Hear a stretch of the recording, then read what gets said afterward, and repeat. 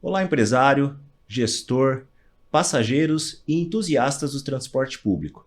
Seja bem-vindo a mais um episódio do nosso podcast comemorativo de 10 anos da FETPESP, a Federação das Empresas de Transporte de Passageiros do Estado de São Paulo. E hoje, dando sequência à nossa série de podcasts, eu trouxe 2 especialistas para discutir aqui comigo o que vai ser o ano de 2025. A gente teve ali no final de 2024 uma série de mudanças, legislações aprovadas, e isso começa a refletir já no dia a dia das empresas e, consecutivamente, também da população. Então, eu quero agradecer a presença de vocês dois. Estão aqui comigo o Marcos Bicalho, ele é diretor de gestão da NTU, Associação Nacional das Empresas de Transportes Urbanos, lá em Brasília, e Rodrigo Verrone, ele é engenheiro civil, advogado, consultor também no setor. Muito obrigado por ter aceitado o convite, estar aqui com a gente fazendo esse podcast. Obrigado, eu que agradeço. Que isso. Bom, como eu disse, a gente teve muitas mudanças ali no final de 2024, né? Alguns até no apagar das luzes do Congresso, e isso começa a ter algum reflexo já, seja na gestão das empresas, seja na preparação, seja efetivamente ali nos custos operacionais. Então, o primeiro tema que eu quero trazer aqui para a nossa conversa é a reforma tributária. Então, a reforma tributária, ela foi aprovada, né? Ela tem ali uma série de trâmites, e a gente estava conversando aqui um pouco antes. Então, eu vou começar com você, Bicalho. Explica pra gente, né, quais são essas etapas da reforma tributária, a que ponto estamos e o que ainda falta ser regulamentado, o que precisa acontecer dessa reforma tributária. Ok. Bom, a reforma tributária, de uma maneira geral, né, ela engloba 2 grandes pilares, né, o consumo e a renda. Então, até agora, nós tratamos da reforma tributária sobre o consumo, né, e aprovamos uma emenda constitucional que foi tratando os princípios básicos dessa reforma tributária, e já aprovamos também um primeiro projeto de regulamentação, que é aquele que estabelece as alíquotas de cada setor. Não é exatamente as alíquotas, estabelece os descontos e a forma como cada setor vai ser tratado dentro da reforma tributária, né? As isenções que vão existir, os descontos nas alíquotas para beneficiar determinados segmentos. Então, isso já foi tratado num projeto de lei. E está em tramitação, dentro do Congresso Nacional, ainda um segundo projeto que trata da organização dos estados e dos municípios para a implantação do IBS, né? Como nós tivemos aprovado, nós temos 2 tipos de tributos nessa reforma. Tem uma CBS, né, que é a contribuição, que é sobre responsabilidade do governo federal, e temos o IBS, que é sob responsabilidade dos estados e municípios, né? Então, o CBS vai para a União e o IBS vai para os estados e municípios. Essa forma de distribuição e de arrecadação do IBS que está sendo tratada nesse segundo projeto de lei. Não, perfeito. E aí a gente começa a ver uma luz, né, de organização do que a gente tem aqui, dessa bagunça tributária que a gente tem no Brasil. Isso começa a acontecer. Mas falando das alíquotas propriamente dita, o setor de transporte de passageiros ele foi beneficiado sob a ótica da legislação, né? Então, como que ficou essa alíquota para o setor? E essa alíquota, ela poderia trazer algum prejuízo para o setor ou para questões de crédito? Como que ficou isso daí? Bom, antes de eu responder essa pergunta, é importante notar, né, que o nosso setor de atividades ele já vinha, antes dessa reforma tributária, com uma isenção bastante grande, né? Quer dizer, vários tributos que incidiam, né, sobre a prestação de serviço, né, a partir de 2013, eles foram reduzidos bastante, né? Então, o setor já estava, na prática, bastante desonerado, e a nossa grande preocupação foi de tentar, pelo menos, manter, né, essa situação de desoneração que a gente já estava convivendo com ela, né? E fizemos um trabalho muito grande dentro do Congresso Nacional, tanto na Câmara dos Deputados como no Senado Federal, no sentido de convencer, né, os parlamentares de que nós estávamos tratando de um setor que é a prestação de um serviço público essencial, né? Então, era importante a gente manter essa característica da desoneração, né, e tentar evitar um mínimo, né, de reflexos de qualquer tipo de aumento de tributação para essa atividade. Conseguimos, tivemos na emenda constitucional que foi aprovada, duas possibilidades. A primeira possibilidade era um tratamento especial para o setor, com um desconto de 60% sobre a alíquota base, que vai ser estabelecida ainda, né? E a segunda opção que esta emenda constitucional nos dava era a isenção do IBS e do CBS para a atividade de transporte, né? Posteriormente, a lei que veio regulamentando, ela definiu, então, que o setor seria tratado como isento, isento da CBS e da IBS. Bom, com isso, nós, se por um lado fomos beneficiados com isenção, por outro lado, nós fomos também tratados como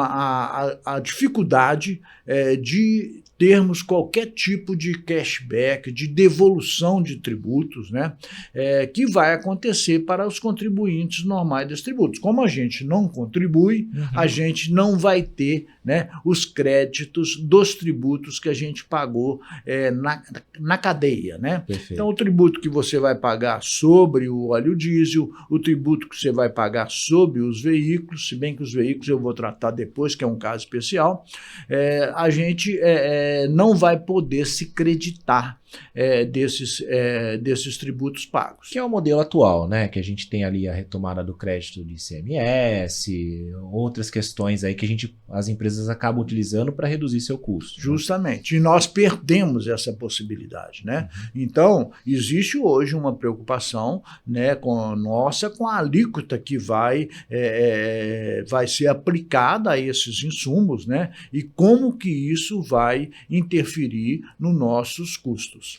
Então, já vou trazer aqui para o Rodrigo para ele resolver esse probleminha simples, né, Rodrigo?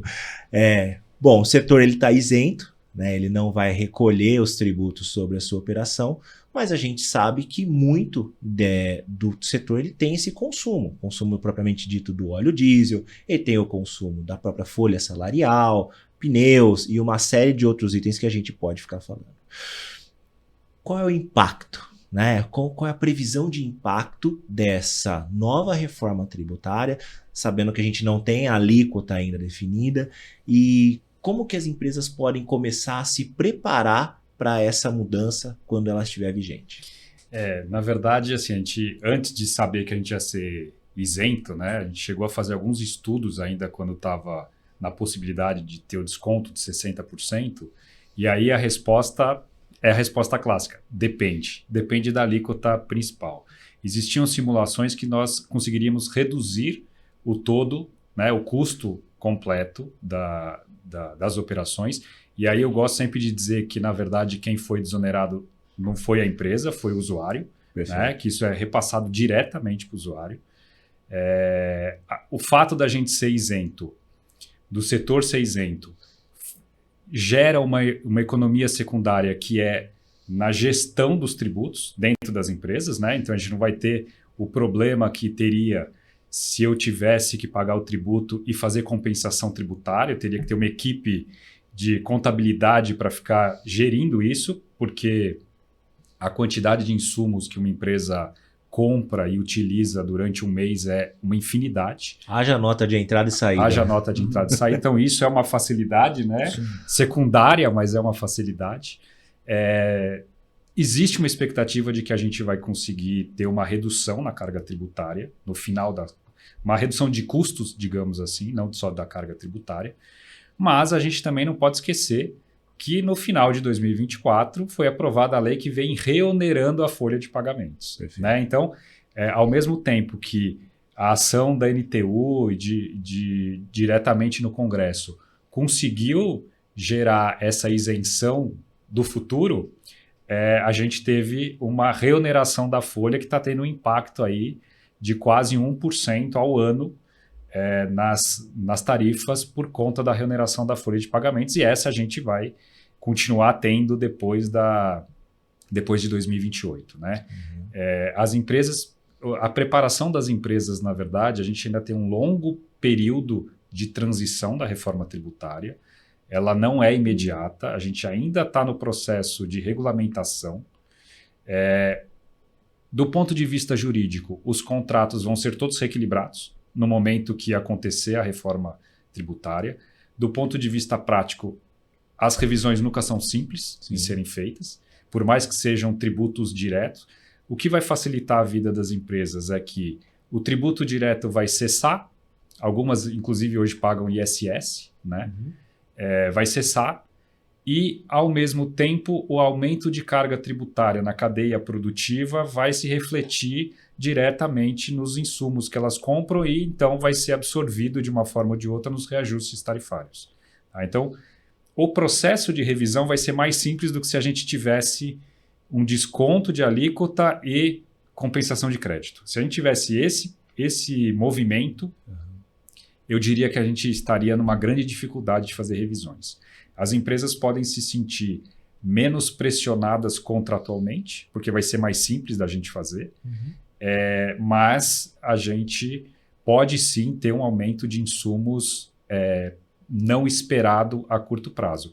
Vai depender da alíquota. Então, em resumo, eu posso dizer o seguinte: as empresas terão a sua receita oriunda do volume de passageiros transportados sem tributação sobre essa operação, e os seus insumos, as suas aquisições continuam iguais, né, o seu consumo, só que a gente não tem ainda o percentual que vai aumentar ou talvez até reduzir de impacto para calcular a tarifa final, seja ela de remuneração ou a tarifa pública. Exato, e como a gente tem setores dentro do transporte muito diferentes, quando a gente fala de transporte urbano, metade do custo é mão de obra. Ok, esse aqui não vai ter uma alíquota diferente.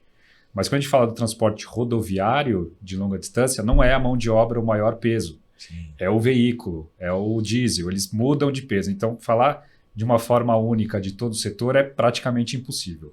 Eu acho que o transporte urbano vai ter até uma redução de custo, uma potencial redução de custo. Sim. Vai depender do diesel. Mas o transporte rodoviário tem uma tendência de ter um pouco de aumento de custo, porque a maioria dos insumos dele não é mão de obra. E os insumos vão aumentar de custo. Perfeito. Você tinha falado que você ia comentar alguma coisa da parte dos veículos. A parte dos veículos eu acho interessante, porque existe ainda uma questão que estava na lei, de que os bens de capital, quando adquiridos para exploração de qualquer atividade, eles seriam isentos de tributos. E para nós isso teria um significado muito grande. Né? Os veículos têm uma participação bastante significativa nos custos. Mas nas últimas discussões, antes da aprovação do texto, eles decidiram transferir essa isenção para os bens de capital para uma regulamentação posterior através de decretos e portarias do Ministério da Fazenda.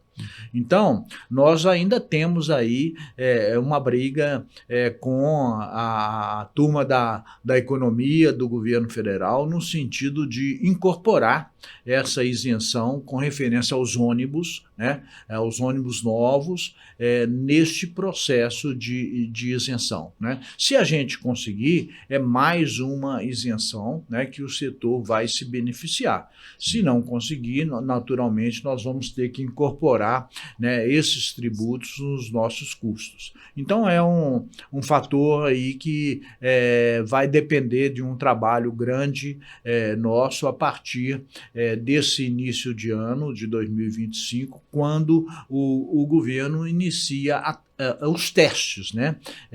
A estratégia para colocar a reforma em vigor é você ir aumentando gradativamente, né, as alíquotas do IBS e do CBS e diminuindo as alíquotas dos tributos atuais, do ICMS, do ISS. Né? Então, nós vamos ter um prazo, né, igual o Rodrigo falou, de transição, né, do regime atual para o novo regime, e aí nós vamos ter a oportunidade de sentir realmente, né, qual vai ser os reflexos sobre o setor.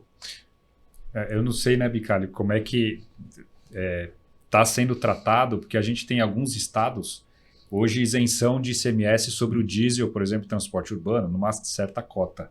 Eu não sei se a gente vai conseguir reduzir esse impacto. Essa é uma outra questão, né? Porque Minas Gerais tem essa redução, Pernambuco tinha redução de ICMS no veículo e tirou no final do ano passado. Quer dizer, eu não sei se a gente vai conseguir manter as reduções que existiam, mesmo que seja em cima do diesel, né? Justamente. Isso é uma outra preocupação, porque tem vários estados brasileiros com desoneração do diesel, né? Uhum. Alguns até com alíquota zero. Sim, né? E isso realmente é uma preocupação, porque a tendência, né, é de que as margens para a redução das alíquotas elas vão diminuir bastante, até por uma questão de evitar a guerra fiscal. Né? Uhum. Então, a tendência é você nivelar. E se nivela, nós temos aí uma questão a resolver, que são essas. Por um lado, simplifica, mas eu tenho que nivelar. Eu não sei se eu nivelo por cima ou nivelo por baixo, né? Por conta dessas divergências que a gente tem nos estados. Alguns itens como diesel, não existe uma guerra fiscal em si, porque ele consome o diesel no estado, mas veículo sim. Né? Onde eu vou produzir o veículo, isso sempre existia uma guerra fiscal que precisa tentar ser tratada para a gente reduzir os custos principais, que é diesel e mão de obra, diesel e veículo, né? Esses 3 itens são fundamentais. Perfeito. Bom, já que vocês puxaram o assunto, vamos falar do diesel então, né? Que a gente teve recentemente o anúncio da Petrobras com o aumento do percentual do diesel à distribuidora. Não sei se já chegou na bomba ou está chegando por aí nos próximos dias, né? Então, Rodrigo, nem todo mundo que ouve o nosso podcast é empresário, é gestor, a gente tem alguns passageiros e entusiastas. Qual é o impacto, né? Qual é o custo do diesel no sistema? E por que isso, né, quando fala em aumento, para nós que somos do setor, acende a luz amarela, vermelha, laranja, todas elas? Exato. Vamos falar de transporte urbano, onde a maior parte aqui, né, dos ônibus, dos sistemas, o diesel no transporte urbano representa de 25% a 30% do custo total do sistema, né, do custo da operação. Então, a gente está falando aqui de um impacto. A Petrobras aumentou em 21 centavos, se não me engano, além do aumento de ICMS aqui no estado de São Paulo, que foi 6 centavos, tudo de uma vez, né, 1º de fevereiro. Então, a gente está falando aqui de esse 20 centavos, 30 centavos de aumento do diesel, ele já se refletiria diretamente 30% desse valor no custo da tarifa. Tá? Numa ordem de grandeza, obviamente, generalizada. Sim, aqui. Claro. Mas quando eu aumento o diesel, na verdade, não é só o aumento do diesel, ele é o aumento da cadeia produtiva do petróleo, então também aumento o pneu. Sim. Eu também aumento lubrificantes, né? Que aí eu vou aumentando, assim, o impacto ele é ele é numa cadeia bastante relevante. E a questão desses aumentos é que ele não é diretamente repassado para o usuário, porque ele é um aumento de insumo. Existe sempre uma discussão jurídica, o que é aumento ordinário, o que é aumento extraordinário, mas de uma maneira geral, a empresa tem que absorver esse impacto de uma forma bastante contundente até que venha o próximo reajuste da tarifa, né? E o diesel vinha sendo, do ano de 2024, com uma boa estabilidade. A gente teve variações muito impressionantes durante a pandemia, de uma queda no começo da pandemia até pela falta de consumo, Sim. mas depois de uma escalada, uma subida do diesel muito forte durante os anos de 20, 21, 22. 23 ele começou a se acomodar e 24, opa, agora eu consigo fazer um planejamento das minhas contas novamente. Uhum. Mas pelo jeito era artificial, Certo. né? Era segurando um pouco o preço. O dólar no Brasil subiu muito, agora ele voltou a cair. A gente tem muita influência do dólar no preço do diesel, mas respondendo a pergunta objetivamente, é um impacto dentro de 25% a 30% do custo de uma empresa de transporte urbano. Transporte rodoviário é até um pouco maior esse impacto, porque a mão de obra pesa menos, então o diesel pesa mais na proporção. Mas é um impacto muito relevante. E tem algo que as empresas podem fazer para se preparar para essas altas? E aí já vou fazer um paralelo, porque a gente teve aqui, principalmente em São Paulo, região metropolitana aqui de São Paulo, já nas primeiras semanas de janeiro, o reajuste de várias tarifas municipais. E agora, em fevereiro, o anúncio do aumento do diesel, né? Como que a empresa pode prever ou até mesmo fazer essa articulação junto ao poder concedente regional, local, municipal, para mitigar esse risco, né, esse aumento de custo? Pois aconteceu exatamente isso, né? A grande maioria das tarifas aumentam ali em janeiro, algumas em julho, e aí teve um aumento de um reajuste com diesel artificialmente mais baixo, e agora, com esse aumento, teoricamente, a empresa teria que absorver essa variação. Mas já existem contratos como a SP Trans, que foi sensível à variação do diesel na época da pandemia e aplicou a lei onde as variações extraordinárias são absorvidas pelo poder público. Então, hoje o contrato da SP Trans existe uma cláusula que diz que variações de até X% no diesel é absorvido pela empresa. Acima disso, a prefeitura absorve esse percentual, esse valor, e devolve, faz uma revisão extraordinária. E outras prefeituras também fizeram isso no Brasil. Então, na verdade, o que precisa ter é uma sensibilidade do poder público de entender, sim, este é um insumo importante, ele teve uma variação extraordinária, a lei permite que você faça isso e aplique regras de compensação ou mitigação, como você disse. Micálio, quando a gente fala de aumento do diesel, a gente está falando propriamente dito em inflação. A gente tem o governo federal trabalhando e lutando contra ela, né? A gente sabe que inflação no Brasil não é um problema de hoje, é anterior até a mim mesmo, as gerações pegaram uma diferença. De forma prática, você estando lá em Brasília no dia a dia, como que você está vendo esses movimentos, né? E o Rodrigo citou aqui o município de São Paulo, que a gente sabe que muitas vezes se descola da realidade de outros municípios. Como que você vê isso no impacto das outras empresas que são lá associadas à MTU e que talvez não tenham esse tipo de contrato tão, como você disse, sensível, né? Sim. Realmente é uma questão que preocupa, né? Porque por mais que o governo tente interferir nessa política de preço dos combustíveis, né, ele chega num momento que ele acaba tendo que deixar, né, essas decisões a cargo da Petrobras, né, que é a maior empresa de petróleo no Brasil, né? Então, eu acredito que o governo, até no início do governo Lula, teve um discurso de abrasileirar, né, os preços dos combustíveis e tal, e você vê agora que no momento que a coisa aperta, né, o governo realmente fica sem condições de agir. Então, é muito importante a gente observar, né, o movimento do mercado internacional, inclusive, né? O Rodrigo falou aqui, né, que os preços dos combustíveis eles sofrem muita interferência, né, do mercado mundial.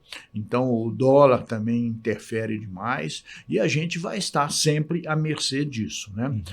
Realmente, esta medida que a Prefeitura de São Paulo adota é a medida mais justa, né? Que você tem um insumo que representa de 25% a 30% do custo do serviço. E esse insumo tem um reajuste significativo, né? O mais justo é você transferir isso num período menor, num prazo menor, para os custos das empresas, para que ela possa ser remunerada de uma forma mais justa, né? Isso, infelizmente, não é a realidade de todo o Brasil, né? Muitas empresas, em situações como essa, vão conseguir repassar esse aumento de custo somente no próximo reajuste, né? Então, imagina uma empresa que teve um reajuste em janeiro, né? Zerou, né? Porque esse reajuste é sempre feito para trás. Já foi absorvido, né? De alguma forma. Então, zerou a partir de janeiro e chega em fevereiro, ela está sujeita aí a um aumento significativo de custo. Então, é uma preocupação grande, né? Que nós estamos tratando disso justamente no marco legal. Eu acho que daqui a pouco a gente vai conversar um pouco sobre isso. Eu já ia puxar esse assunto, inclusive, né? Porque faz todo sentido. Porque essa diferença que nós temos, principalmente no transporte urbano, né, as diferenças regionais, municipais, legislativas, a forma de cada prefeito trata o seu transporte público, ou mesmo como que isso foi, né, o marco regulatório ele foi aprovado no Senado, né? Sim. O texto foi aprovado, segue agora para o Congresso Nacional. Para a Câmara. Para a Câmara, desculpa, para a Câmara Nacional. Fala um pouco, né? O que tem nesse marco? Qual foi o texto? Quais são os pontos principais? E qual a expectativa dele lá na Câmara dos Deputados? Pois é, a história desse marco legal, ela iniciou no período da pandemia, né? Todo mundo sabe, né, o quanto que o nosso setor sofreu durante a pandemia, e nas discussões que a gente teve com o governo federal naquela época, né, nasceu a semente, né, desse processo de construir um novo marco legal, né? Nós já tínhamos alguma coisa em funcionamento com a Lei de Mobilidade Urbana, que é de 2012, né? Mas ainda não totalmente voltada para o transporte público coletivo e com a visão mais de mobilidade urbana, né? Até porque o marco ele deixa a gestão ao município, né? O marco não, a Lei de Mobilidade Urbana. Lei de Mobilidade Urbana. Então ele permite que o município faça seus ajustes. E isso é um dos pontos principais, né, desse marco legal, que a gente, a nova legislação vai chamar o governo federal, né, para participar da execução dessa política nacional de mobilidade urbana, né, e principalmente na questão do transporte público coletivo, porque é um serviço público, né, que é inclusive um direito social, como está no artigo 6º da Constituição Federal, né? Então a gente tem aí um início das discussões desse marco durante a pandemia, né? Quando o setor estava realmente sofrendo com a queda de demanda, com um modelo de remuneração que chegava-se à conclusão que estava totalmente falido, né? Que era a remuneração baseada simplesmente na receita tarifária, né? Então esses problemas todos levaram a essa iniciativa, né? Vamos tentar construir alguma coisa que permita dar maior segurança jurídica para as empresas operadoras, né? De forma que elas possam realmente enfrentar no futuro algumas dificuldades que nós estamos sujeitos, né? Que ocorram. Bom, esse processo foi um processo de construção bastante democrático, né? O governo existia um projeto inicial do senador que hoje, Anastasia, que hoje está no TCU, né? E ele apresentou uma primeira proposta. Essa primeira proposta foi avaliada por um grande grupo composto por vários segmentos sociais, né? O poder público concedente, os operadores, os usuários, as entidades, as ONGs, né? Então, conseguimos fazer uma discussão que durou aí uns 2 anos, mais ou menos, e montar um texto que acabou sendo acatado no lugar do projeto inicial do senador Anastasia. Esse texto é um texto bem estruturado, ele procura tratar, o foco dele é transporte público coletivo urbano, né? E naturalmente que quando você fala urbano, ele remete logo no primeiro artigo ao transporte também de caráter urbano, que é o que é definido na Lei de Mobilidade Urbana, o transporte intermunicipal de caráter urbano, interestadual de caráter urbano, etc. Bom, e a estrutura desse projeto de lei, ele trata de pontos muito importantes. Tem um capítulo inicial que trata dos princípios, das diretrizes, dos objetivos do transporte público coletivo urbano, né? A partir daí a gente passa para um capítulo que trata de toda a organização, do planejamento, né, da forma de publicidade, da transparência, uma série de quesitos, né, de como organizar esse serviço. Um capítulo dedicado ao financiamento, de suma importância, não só da infraestrutura, mas também e principalmente da operação desses serviços, né? Depois, um outro capítulo que fala da operação, e aí a gente entra a fundo na questão dos contratos, né? Como que a gente organiza esses contratos para dar mais segurança jurídica nessa relação do poder público com as empresas privadas, né? E, por último, um capítulo que altera várias legislações, né, para poder adaptar a legislação existente a esse novo texto legal. Então, assim, está muito bem construído, tem aí uma base boa, traz pontos fundamentais para as empresas operadoras, né? Tudo isso visando realmente a maior transparência na relação público-privada, né? E um nível maior de segurança para as empresas poderem operar. Então, nós estamos agora com esse projeto, ele chegou à Câmara no finalzinho de 2024. Ao apagar das luzes, ao apagar das luzes, né? Estamos aí na grande expectativa agora da distribuição dele para as comissões, né? O novo presidente da Câmara vem falando que vai empoderar as comissões novamente, que passaram um pouco esquecidas na última gestão, e nós estamos aí já arregaçando as mangas para começar a trabalhar na tramitação desse projeto na Câmara dos Deputados. Não, perfeito. Rodrigo, pegando aqui a fala do Bicalho, né, a gente começa a discussão desse marco na pandemia, e eu me lembro que durante a pandemia existiu um certo receio por parte de alguns prefeitos da criação de subsídio, né, da execução de alguns subsídios. Eu não tenho segurança jurídica para fazer determinado subsídio, ou até mesmo a gente teve a situação mais recente do repasse do PNAME, né? Se não me falha a memória, que alguns prefeitos, mas como é que eu vou fazer esse repasse à empresa, né? Como é que você vê essa questão do marco regulatório dentro da empresa, né? Como é que isso vai facilitar o dia a dia ou pode melhorar a dinâmica de gestão das empresas? A lei de mobilidade já permitia a todos os prefeitos a fazerem o subsídio, né? Eu acho que o marco ele vem trazer um reforço do que existia numa parte da lei de mobilidade, deixando mais explícito alguns itens. Tá?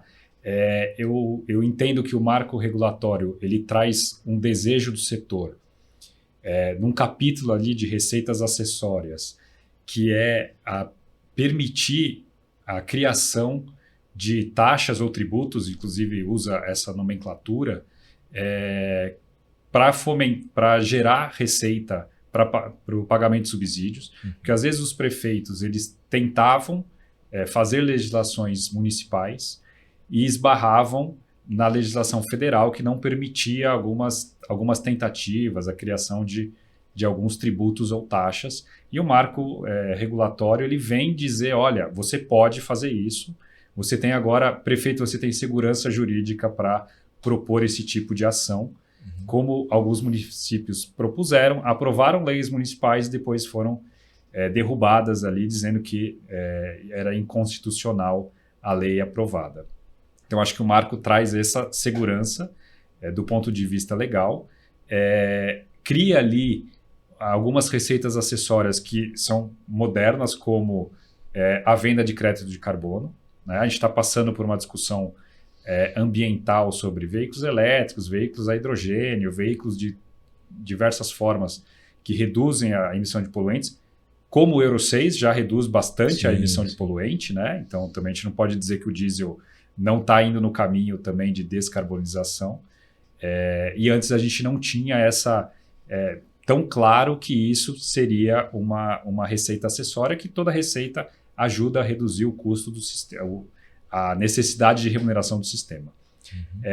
Também tem ali, acho que tem um inciso muito importante, que era algo que a gente sempre debatia, dizendo, olha, prefeituras, estados, vocês podem criar uma taxa ou tributo pela disponibilidade do sistema.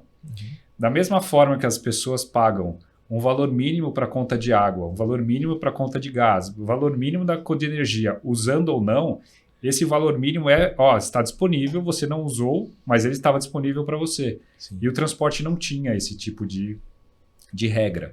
E agora o marco vem dizer, prefeito, você pode criar esse tipo de regra. Tá? Isso não é mais algo que vai ter uma discussão jurídica da possibilidade ou não.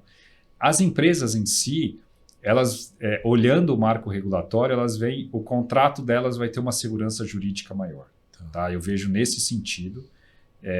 Dentro de casa das empresas não vai alterar a forma dela gerir o contrato dela, mas agora ela olha e fala, bom, agora eu sei que eu posso efetivamente ter uma segurança num determinado investimento. Eu posso negociar com o poder concedente para que a gente ofereça, obviamente, um transporte público melhor, né? E você tenha essas receitas acessórias como forma de subsidiar a operação a todo o município.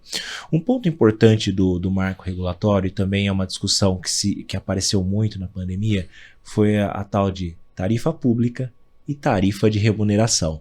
Né? Então, para quem não conhece o setor, eu quando entrei também fui me deparar com esse tema, eu queria que você explicasse, né, do ponto de vista de custos, e que o Bicalho falasse como isso está inserido depois dentro do marco regulatório. A tarifa pública ou a tarifa de remuneração são duas entidades diferentes. Tá? A tarifa de remuneração é aquela necessária e suficiente para remunerar a operação. Remunerar é cobrir os custos e remunerar o capital. Tá? E aí ela pode ser por passageiro, pode ser por quilômetro, pode ser por ônibus, pode ser pela forma que o contrato definir. O que ela na verdade, é uma divisão do custo do sistema pela quantidade de ônibus, de quilômetros que são operados, dividido por um denominador definido pelo contrato. Passageiro, quilômetro, frota, enfim. Essa é a tarifa que a empresa deve receber contratualmente. Pela prestação do serviço. Pela prestação do serviço, certo? A tarifa, então, ela tem uma regra contratual para ser estabelecida. A tarifa pública é a tarifa que o usuário ali, quem entrar no ônibus, vai pagar. E essa não tem uma regra estabelecida. Esta é uma decisão política. É uma decisão do Poder Executivo. Então, se ele quiser fazer tarifa zero, ele faz tarifa zero. Se ele quiser igualar a tarifa pública, a tarifa de remuneração, dizendo que o usuário vai pagar todo o custo do sistema, ele pode. Quando ele estabelece uma tarifa pública menor do que a tarifa de remuneração, o poder público tem que suprir essa diferença, que é o que a gente chama de subsídio. Tá? E aí isso entra no marco, né, Bicalho? Trazer a diferença disso, essa forma de subsídio. Me explica um pouquinho como é que isso foi colocado ali. Na realidade, igual o Rodrigo falou, a gente já tinha esse princípio estabelecido na Lei de Mobilidade Urbana, mas como um princípio, né? E agora nós estamos avançando nessa obrigação, colocando como cláusula obrigatória do contrato a separação entre a tarifa de remuneração e a tarifa pública, né? Então, a tarifa de remuneração ela vai ser resultado do processo licitatório. No momento em que você apresenta uma proposta para executar um determinado serviço de transporte que está sendo contratado, você tem que, então, ter a consciência de fazer os seus cálculos em cima dos seus custos reais, porque aquela remuneração que você está pedindo no processo licitatório é a remuneração que vai ser praticada no contrato. Naturalmente, com regras de reajuste, com regras de revisões, né? Perfeito. E a gente avança um pouco mais ainda, estabelecendo penalidades, multas, né, para a inadimplência. Então, hoje nós temos muitos casos onde as empresas reclamam que o poder concedente não está cumprindo, né, as cláusulas contratuais que obrigam o reajuste. E a grande dificuldade é justamente essa, porque a tarifa pública, né, que era a principal remuneração das empresas, ela tem componentes sociais, tem componentes políticos, né, e o prefeito sempre vai enfrentar essa dificuldade. Com essa separação, a gente, então, evita essa mistura, né, de política com técnica, né, porque tarifa de remuneração é um cálculo matemático, né, que está muito claro, existem planilhas que respaldam o resultado, né? E a tarifa pública vai depender de cidade para cidade. Se você tem uma cidade que tem um poder aquisitivo maior, você pode cobrar um pouco mais do usuário pelo serviço. Se você tem uma cidade com a população mais pobre, mais carente, você tem que cobrar menos. Por quê? Porque você tem que atender à necessidade de deslocamento urbano. Então, eu acho que esse novo desenho, né, ele traz muita segurança para as empresas, né, e exigem delas também uma consciência maior na hora de participar dos processos licitatórios, né? Porque aquilo que está definido no processo licitatório é que vai ser a regra contratual, né? Então, esse é um ponto que eu considero muito importante dentro do marco. Foi uma luta muito grande, né? E hoje existe uma consciência muito grande sobre isso, principalmente porque nós vivemos a pandemia, né? E de lá para cá, os subsídios, eles foram incorporados na realidade do setor, né? O que era palavrão passou a ser quase uma salvação, né? Justamente. Então, quer dizer, as próprias prefeituras sentiram de que era necessário, né, você ter essa diferenciação, né? Várias cidades já avançaram e já adaptaram suas legislações, né, estabelecendo essa separação, né, incluindo isso nos contratos, né? Então, são necessidades que a própria prática, né, a vivência já trouxe para a realidade. Então, eu acredito que é sem dúvida um dos pontos mais importantes na visão das empresas operadoras, né, que o marco vai proporcionar para o nosso setor. Não, perfeito. E ainda sobre o marco, né, qual é o papel do governo federal? Né, porque o marco ele convida o governo federal a entrar nessa conversa, né? Porque você tem muitos prefeitos dizendo, olha, eu não tenho caixa, né? Eu não tenho dinheiro, eu não tenho... Como você disse, é diferente você pegar um município que, por vezes, às vezes tem royalties de petróleo e pode usar isso até para subsidiar, por exemplo, uma tarifa zero à população, e você tem cidades muito mais carentes que, como você mesmo disse, é um direito constitucional, então o transporte público não é opcional, ele é um direito. Qual é o papel do governo federal e como que ele é chamado a participar com base no marco regulatório?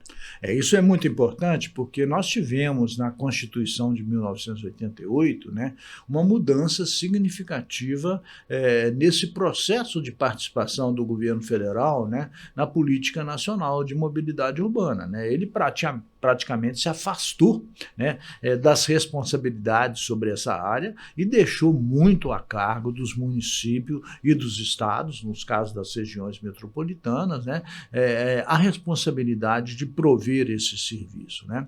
E nós estamos realmente buscando uma maior participação da União, não só com recursos, né, tanto para a infraestrutura como para custeio operacional, mas também como executor dessa política nacional, né?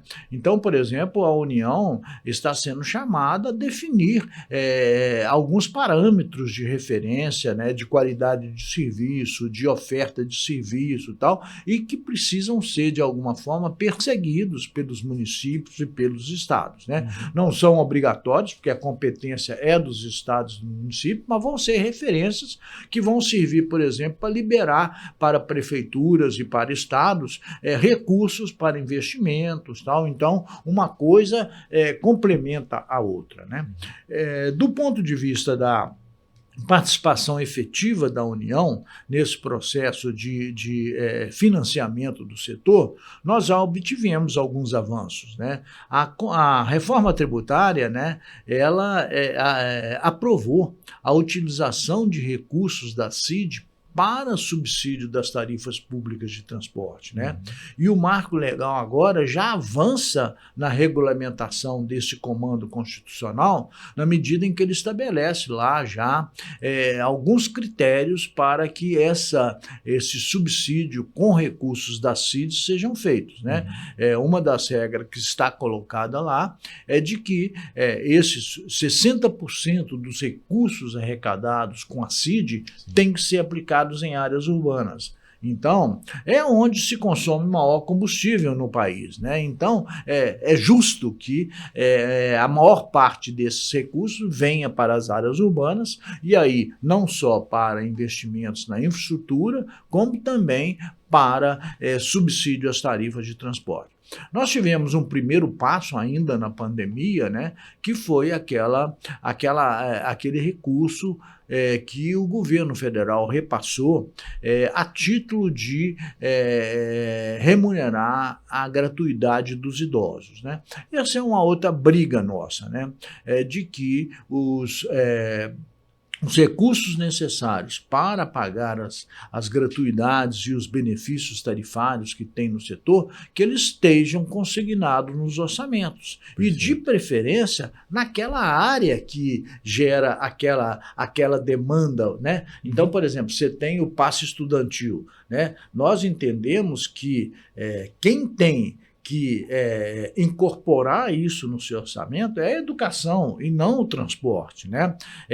A mesma questão do idoso, né? Quem tem que incorporar são as políticas de cunho social e não as políticas de transporte, né? Então, distorcendo ali, você né, a prestação de serviço, porque se você está usando o segmento de transporte para prover uma outra política pública, né, é natural que esse outro setor ele responda por esses custos, né?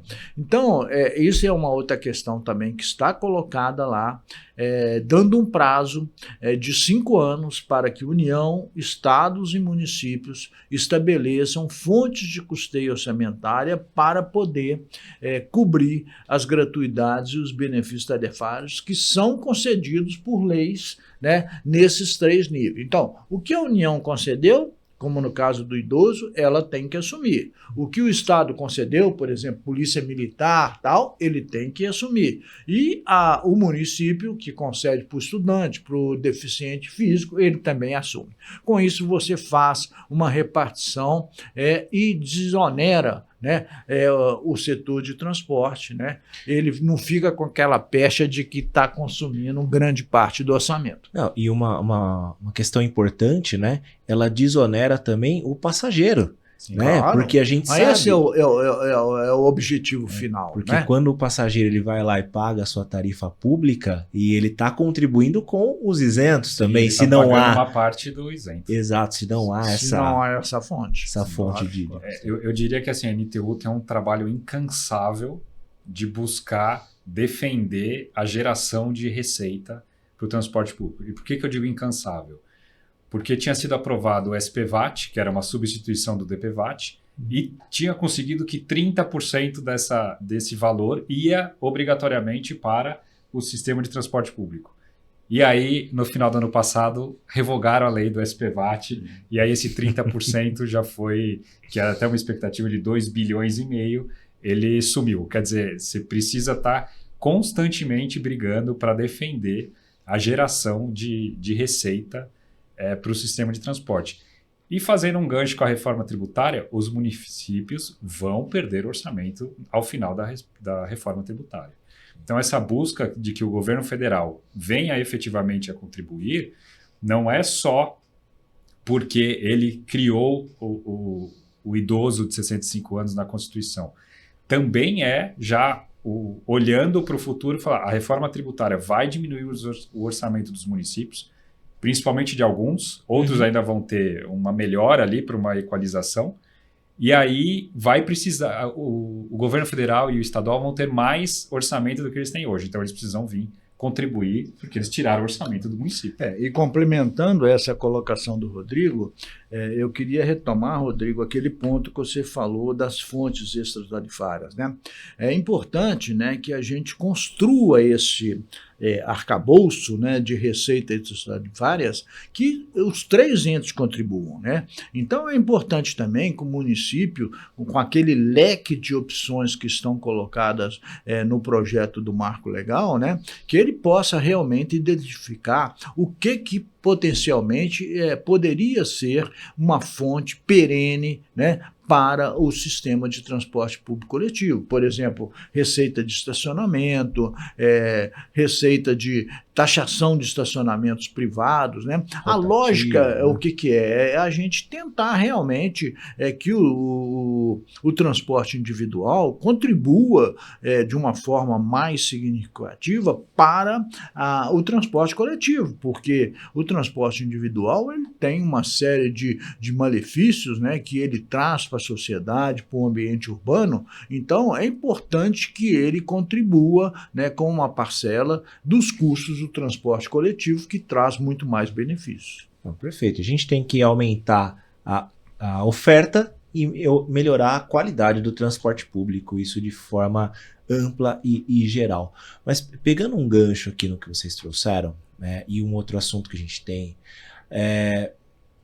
quando você fala de um aumento de arrecadação do governo federal, uma participação maior do governo federal e do governo estadual, a gente sabe que as despesas de todos os governos, elas estão ali colocadas sobre saúde, educação e... saúde, educação, tem mais um. Segurança pública. Saúde, educação e segurança pública, né? O transporte, ele entra para complementar isso e surge, então, as conversas sobre o SUM, né? Sistema Único de Mobilidade, que visa tanto a integração multimodal entre as diferentes esferas, né? Então, numa cidade pequena você vai ter só transporte por ônibus, mas como a gente está aqui em São Paulo, por exemplo, você vai ter o metrô, o trem metropolitano, né? As empresas metropolitanas, você tem o transporte urbano individual nas cidades metropolitanas. Então, como que isso começa a caminhar, né? Rodrigo, como que essa integração pode contribuir até para as empresas e Bicalho, como que o SUM começa a ser colocado, não sei se ele está dentro do marco ou não, se ele é um assunto separado, como é que isso está sendo tratado lá, né, em Brasília? Né? Para a empresa, a geração, o SUM ele tem um pouco, vou fazer um paralelo com o SUS, né? Isso. Com essa, que na verdade é um grande sistema de distribuição de receita, né? Ou de dinheiro, de valores ali para cobrir custos. O SUS não é o operador de saúde e o SUM, depois o Bicalho me corrige se eu estiver errado, mas ele também é uma forma de distribuir essa receita. O usuário ter cada vez mais formas de integração é sempre benéfico, desde que ele venha acompanhado de uma otimização das redes, otimização da operação, porque eu simplesmente falar que o usuário pode fazer 2, 3 viagens pagando uma única tarifa, sem eu reduzir a operação, sem eu otimizá-la, o que vai acontecer é que o Estado vai ter que pagar as outras 2 que ele deixou de pagar. Aumento de custo. Exato. O custo está exatamente o mesmo e eu só fiz alguém pagar menos tarifa. Não estou dizendo aqui que é ruim ter integrações, é até benéfico, mas você tem que ter uma gestão integrada. Um planejamento, né? Um modelo redesenhado. Exato. A gente precisa ter a região metropolitana gerida de forma integrada, como a gente tem em alguns estados, como a região metropolitana de Recife, ela é gerida de uma forma integrada de todos os municípios. Aracaju também montou ali um consórcio metropolitano para gerir o sistema municipal e metropolitano de forma única. Quando eu estou falando de São Paulo, eu estou falando de outros números, que é tudo muito mais difícil.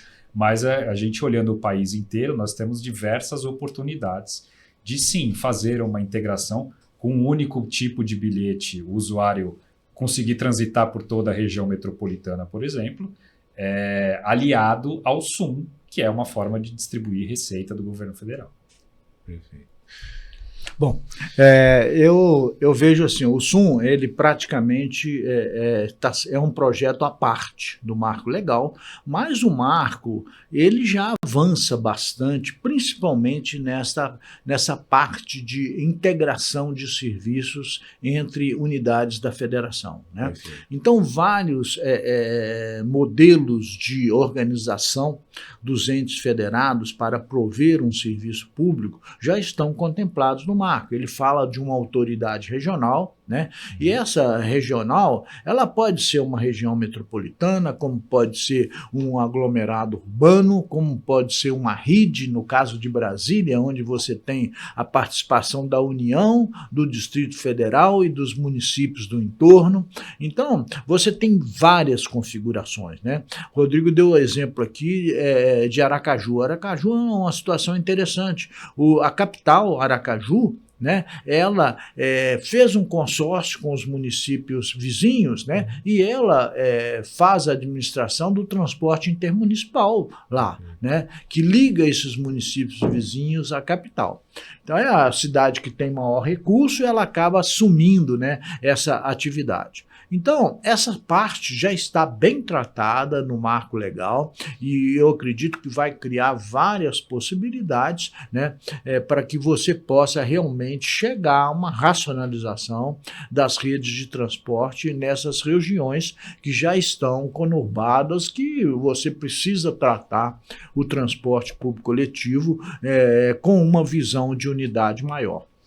No caso específico do SUM, eu definiria o SUM, né, como um sistema que vai estruturar os 3 níveis de governo para que você possa realmente efetivar uma política nacional de transporte público coletivo, né? Então você tem um marco definindo, né, toda a política, né, de como que esse segmento deve ser tratado, e aí você precisa estruturar a União, os estados e os municípios, né? De que forma que esses 3 entes conversam, né? E de que forma que cada um contribui para a execução da política pública, né? Então essa é a alma do SUM, né? E ele por enquanto, um sonho, né? Nós temos algumas iniciativas legislativas já, temos uma emenda constitucional, uma proposta de emenda constitucional que foi colocada pela deputada Erundina, aqui de São Paulo, né?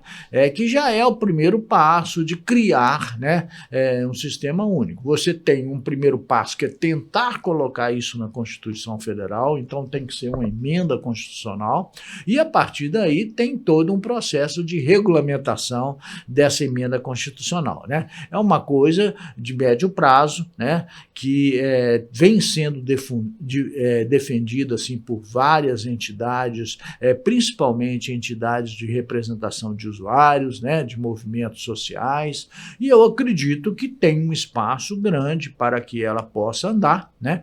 E aí sim, você estruturando esses 3 entes de governo, você tem um fluxo maior, né, dos recursos, né? A União é como se você tivesse um fundo, né, igual hoje nós temos o FNDE, o Fundo Nacional de Desenvolvimento da Educação, né, que é uma organização envolvendo os 3 entes federativos, cada um põe um pouco, né, e esse recurso chega na ponta para poder prover o serviço. Permite a distribuição e a execução de forma mais rápida, mais eficiente, né, e controlada. E é claro que você tem aí parâmetros, né? Dentro desse modelo, né, estados e municípios que vão receber recursos da União vão ser obrigados a cumprir determinados parâmetros, determinados requisitos, né, para você poder nivelar esse tipo de serviço. Não, perfeito. Tem um tema que eu ouvi muito sendo falado em outubro de 2024. E, de repente, esse tema não sai mais nem no jornal. Chama Tarifa Zero.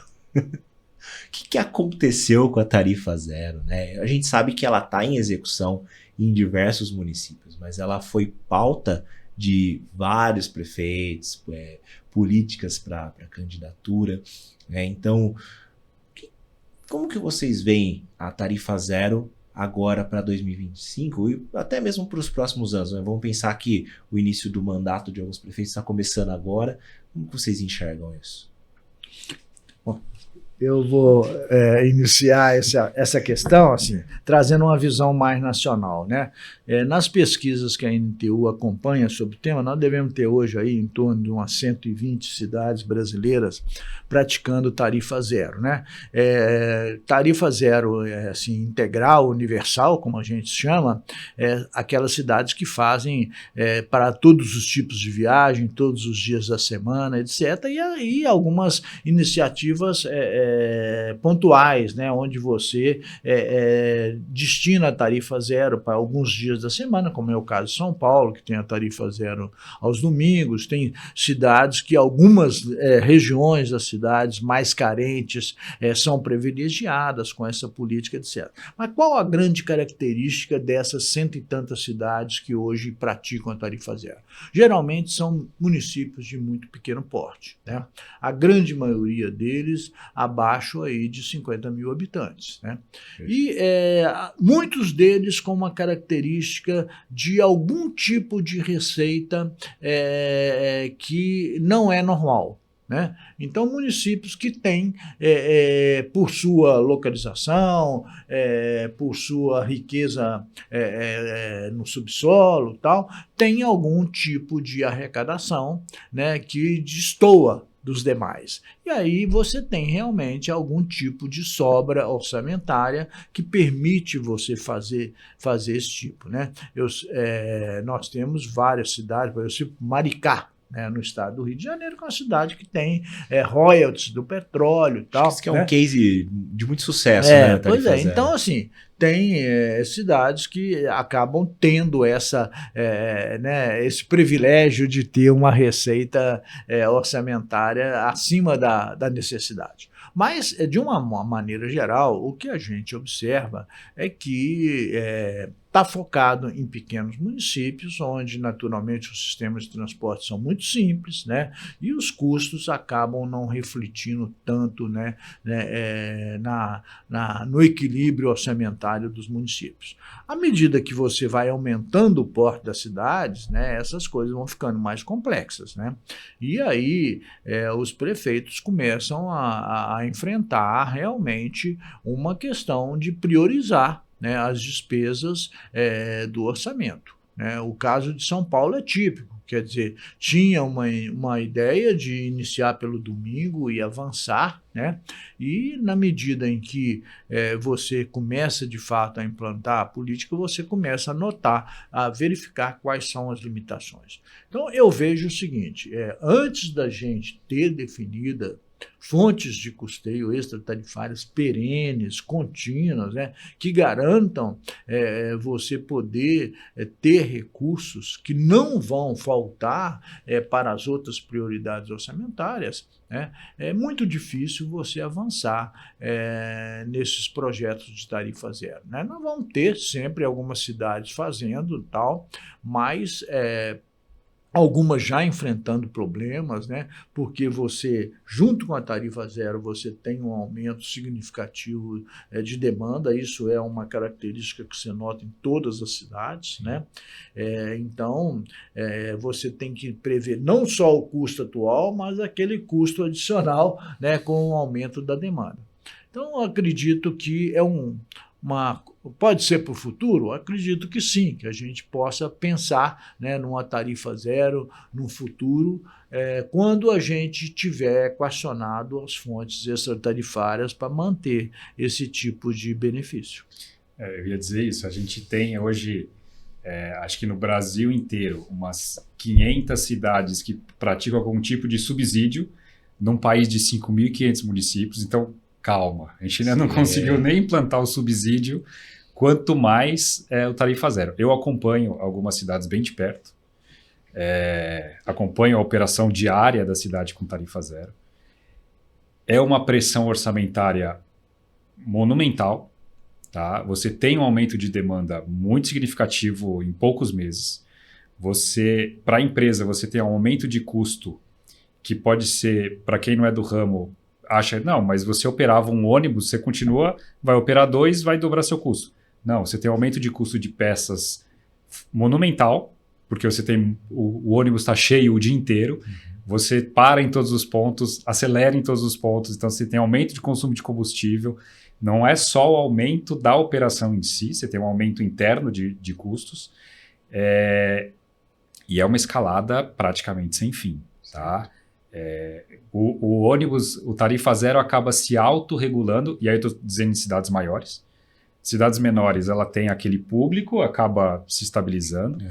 Em cidades maiores, você acaba regulando a demanda por parar de dar oferta, né? O que é um contrassenso. Quer dizer, eu dou tarifa zero, aí quando chega no meu limite orçamentário, eu preciso parar de colocar ônibus, porque as pessoas pararem de entrar no ônibus porque eu não tenho mais condição orçamentária de fazer isso. Existiram municípios no passado que fizeram tarifa zero e voltaram para trás, dando tarifas de R$1. Municípios que têm condição orçamentária disso, mas olharam no seguinte sentido: eu tenho este orçamento, a hora que eu dou tarifa zero, eu vou tirar de algum lugar para colocar em tarifa zero. Então, acho que antes da gente chegar nisso, além das fontes perenes que a gente precisa ter, para a empresa se sentir segura, porque quando eu estou falando de tarifa zero, se o município não pagar, a empresa não tem recurso para pagar nada. Isso é o que eu ia falar agora, né? Qual é o risco, né, operacional da tarifa zero também? Para a empresa é um risco exponencial, tá? Muito maior do que quando eu estou falando de subsídio. Quando eu estou falando de subsídio, eu tenho um risco ali de que pelo menos uma parte da minha operação eu consigo manter se o subsídio atrasa. E o marco regulatório, acho que ele vem penalizar se o subsídio não é pago, que é um grande problema hoje das empresas.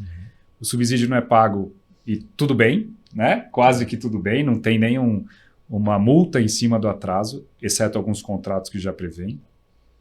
Eu acho que para a empresa é muito arriscado esse tipo de operação e para o município também. Eu acho que a gente precisa ir gradativamente criando recursos, criando uma estabilidade, criando fundos e reduzindo a tarifa do usuário para atrair mais usuário e diminuir a necessidade de subsídio, porque eu aumentei a ocupação dos ônibus. Então, é um processo que, a médio prazo, eu acho que nós vamos chegar lá. Mas municípios como São Paulo é algo absolutamente impensável hoje você conseguir fazer tarifa zero. Não, perfeito. Meus amigos, a gente está caminhando aqui para o fim desse podcast. Acho que foi uma conversa rica. Tenho certeza que quem for nos assistir depois vai ter um pool de informações. Mas eu queria perguntar para vocês, né, a última pergunta aqui, o que esperar, né, de 2025? Rodrigo, o que a empresa, né, pode pensar em 2025, qual que seria a tônica, e pro Bicalho, o que esperar desse governo, né, o que esperar das próximas leis, dessa nova presidência na Câmara e no Senado, como que 2025 tende a se comportar aí na visão de vocês? Como eu dou assessoria a muitas empresas, eu estou sentindo o ano de 2025 muito mais desafiador do que o ano de 2023 e 2024. Eu tenho a sensação de que a pandemia já ficou na página da história, tá? Então, as prefeituras com orçamento mais apertado já estão direcionando de novo seus orçamentos para outras atividades que não o transporte, perdendo um pouco da sensação da importância do transporte, tá? Que foi algo que as prefeituras entenderam durante a pandemia. A prefeitura viu que sem o transporte ela não conseguia operar a cidade, mas isso está ficando muito para trás. Nós já estamos há 5 anos do início da pandemia e vamos falar aí há 3 anos do fim dela. Eu acho que o ano de 2025 vai ser um ano muito difícil, principalmente o transporte urbano, que as empresas já estão se estruturando para tentar absorver esse impacto. E aí veio o impacto do diesel logo Sim. de cara, como a gente falou. Então, eu vejo, assim, de curto prazo, algo bastante desafiador. E o marco regulatório pode ser mais uma tábua aí para nos ajudar a médio prazo conseguir se estruturar de novo. Perfeito. E aí, Bicalho, o que esperar lá de Brasília? Eu concordo com o Rodrigo, a gente realmente vai enfrentar um ano desafiador. Já conseguimos ver isso na apreensão de muitos líderes empresariais. Nós tivemos uma reunião semana passada na NTU, foi a primeira reunião do ano, e a gente já sente essa apreensão com a questão dos subsídios, né? Aquelas cidades que dependem de subsídio já começam a enfrentar alguma resistência, justamente porque o subsídio pesa, né, no orçamento público, né? E com essa nova leva de prefeitos, né, que estão chegando aí, a primeira contato dele com o orçamento é ver quanto que cada setor, cada segmento está levando, né, daquele valor. Como são recursos escassos, a gente sempre vai enfrentar. E tivemos já várias iniciativas de prefeituras no sentido de recuar, né? Quer dizer, então, mesmo no momento que você está avançando, você vê uma compreensão, né, esse posicionamento. Então, acredito que o marco ainda vai levar algum tempo, né? Não é uma coisa para, se a gente tiver muito otimismo, vamos supor que a gente aí consiga a conclusão desse processo legislativo em 1 ano e meio, talvez, a partir de agora, né? Porque depois que sair da Câmara ainda volta para o Senado novamente e tal. Então não é um processo de curto prazo, né? E enquanto isso nós realmente vamos enfrentar desafios, né? Com esse crescimento da necessidade de subsídios, né? Que na realidade é isso, né? Nós estamos num processo inflacionário, e isso pesa sobre as classes mais carentes, né? E acaba que, de um lado, você tem essa pressão social e, do outro lado, você tem a pressão dos custos. Então, realmente, concordo com o Rodrigo, deve ser um ano bastante desafiador. Não, perfeito. Eu agradeço a vocês, em nome da FETPESP, né, em nome do presidente Mauro, vocês terem aceitado esse convite, em meu nome, essa ampla discussão, esse rico debate que nós tivemos sobre temas extremamente importantes para o setor, né, e gostaria que vocês falassem aí com o nosso público, né, se despedissem, deixassem algum recado que vocês queiram deixar para eles, fiquem à vontade. Bom, eu queria agradecer a atenção de todos por participarem e acompanharem esse nosso bate-papo aqui. Acredito que realmente a gente pôde avaliar com certa profundidade os vários temas que, de alguma forma, preocupam, né, o setor e preocupa também a sociedade enquanto usuária desse serviço público, né? O que eu quero deixar é que, independente dos desafios, nós estamos otimistas em tentar cada vez avançar mais com essa política de uma mobilidade urbana com maior qualidade, com maior acessibilidade e tentar sempre melhorar. Essa que é a nossa visão na NTU, né? E que eu compartilho aqui não só com os empresários também, mas com todos os usuários desse serviço público. Perfeito. Rodrigo. Primeiro eu queria agradecer o convite, né, do FETPESP, e sempre é bom a gente ter a oportunidade de falar não só com os empresários que já conhecem os dramas do setor, mas com pessoas que são da sociedade entenderem e entrarem dentro do sistema de transporte público, que é um serviço público essencial para o funcionamento da cidade. Então, achei a iniciativa excelente e gostei muito de participar e da gente ter a oportunidade de apresentar pontos muito técnicos, mas de uma tentativa de ser uma forma um pouco mais leve de falar desse problema que é social e não só de empresários de ônibus. Não, eu que gostei da presença de vocês. Eu agradeço a você também que esteve conosco ao longo de todo esse episódio. Convido a você, nós temos outros episódios com diversos outros temas que também tratam do transporte público de passageiros no estado de São Paulo e também no Brasil. Acesse as nossas redes sociais, @FETPESP, o nosso YouTube também, FETPESP, e o nosso site, fetpesp.org.br. Lá você encontra esse material e todos os outros que nós estamos desenvolvendo ao longo dessa série de 10 anos da federação. Nos despedimos aqui, muito obrigado pela sua atenção e até breve, até o próximo episódio.